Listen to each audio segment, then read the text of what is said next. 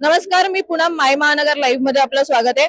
मुंबईच्या निवडणुका झालेल्या आहेत, नगरसेवक निवडून आले आणि महत्वाची गोष्ट म्हणजे काँग्रेसचे 24 नगरसेवक निवडून आले आणि त्याच्यामध्ये अगदी तरुण नगरसेवक म्हणून मुंबईचे जे काँग्रेसचे नेते आहेत असलम शेख यांचे जे पुत्र आहेत हैदर असलम शेख यांची सुद्धा निवड झाली. थेट त्यांच्याशीच बातचीत करूयात की सर काय सांगाल, एक तरुण नगरसेवक म्हणून तुम्ही मालवणी सारख्या विभागातून, अर्थात तो तुमचाच विभाग आहे, परंतु मालवणीमध्ये आजही बरेचसे लोक म्हणतात की समस्या आहे, परंतु तुमच्या वडिलांनी सुद्धा बरंचसं काम केलेलं आहे.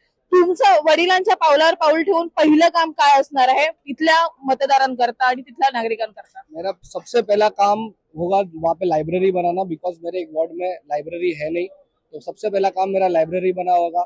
फिर फ्लड, बारिश में आप देखते हो सब गटर भर जाती है, तो मेरे को दूसरा मेरा है कि मेरे को फ्लड फ्री करना है मेरा पूरा वार्ड। जसं की तुम्ही म्हणालात की तुम्हाला पहिलं तर लायब्ररीवरती, पण तो विभाग असा आहे की मध्यंतरी शाळेचा पण खूप मोठा इश्यू त्या ठिकाणी झालेला होता, शाळेच्या ठिकाणी आंदोलनं झालेली होती. पण इतकं सगळं असं नाही की तुमच्या विभागामध्ये आजही जे शिक्षणाचं प्रमाण आहे ते बरंचसं कमी आहे. लोक शिक्षणापासून म्हणजे तिकडच्या इतर समस्या बघता लोक शिक्षणापासून दूर चाललेत, त्यांच्यासाठी तुम्ही विशेष काय पाऊल उचलणार आहात?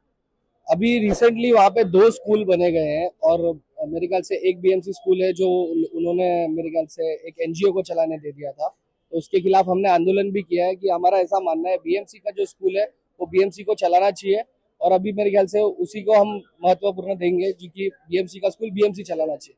और अभी जो शिक्षण पहले था उससे बेटर सिचुएशन अभी हमारे वार्ड में। कुछ रोड मैप आपने तैयार किया है इलेक्शन लड़ने से पहले कि ऐसा ऐसा करोगे करके? हाँ, मैंने मेरा मैनिफेस्टो किया है, मैं शेयर कर देता हूँ आपके साथ। मेरे लाइब्रेरी करना है, फ्लड फ्री वार्ड करना है, पोल्यूशन फ्री वार्ड करना है, ये सब बेसिक मुद्दे हैं मेरे से। अर्थातच हे होते हैदर असलम शेख, ज्यांनी त्यांच्या वॉर्ड मध्ये सर्वात पहिल्यांदा त्यांना लायब्ररी सुरू करायची असा महत्वाचा मुद्दा मांडलेला आहे.